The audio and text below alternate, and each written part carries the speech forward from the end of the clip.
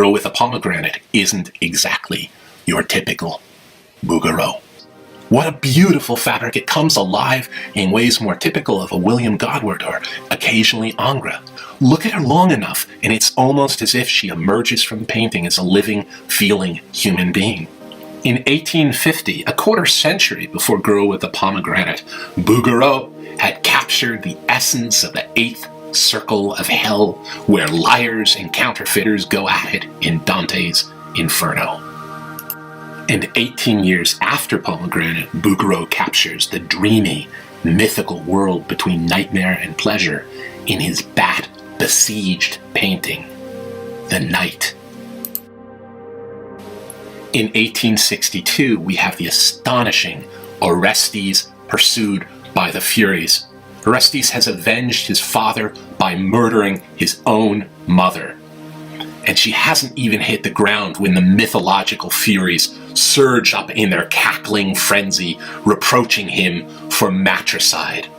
I don't know if I have ever seen a painting so vivid in its portrayal of being racked by guilt and remorse. Orestes will never hear silence again. He will never not burn with shame and despair. He will never be okay. He will never be free of the furies of myth and of mind. And in 1894, we have Bouguereau's The Pearl. The theme of Venus rising from the sea engages such a richly mythic and psychological story of origins. Courbet had earlier in the century nudged the theme away from the mythological a bit, and here Bouguereau portrays water and shells and shore in ways with an almost naturalist's attention to detail. And yet, the entire mythic resonance of Venus rising from the sea, of creation and birth, just emanates from the painting. There is the enormous pearl at her feet, and yet, as she tumbles out of myth and out of allegory into the world of dream and birth and ravishing erotics, she feels so real.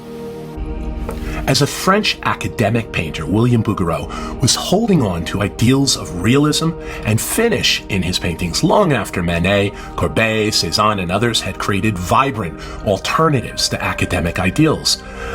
Painting till the end of his life in 1905, Bouguereau was still churning out academic paintings at a time when Matisse, Picasso, and others were tearing open the visible world. But what draws us back to Bouguereau, perhaps more than any other academic painter, isn't his accuracy in rendering the visible world, but really his penetrating psychological realism. Thousands of artists have painted Pandora and the drama of her opening the box or jar, but this might be my favorite. For Pandora's face is anything but a caricature of reckless curiosity. Instead, she is tentative, as if she is already in the thick of presentiments of what the world will become when she opens the lid. It is a tender portrait of a woman at the very threshold of a precipice of a transformed world with complex emotions.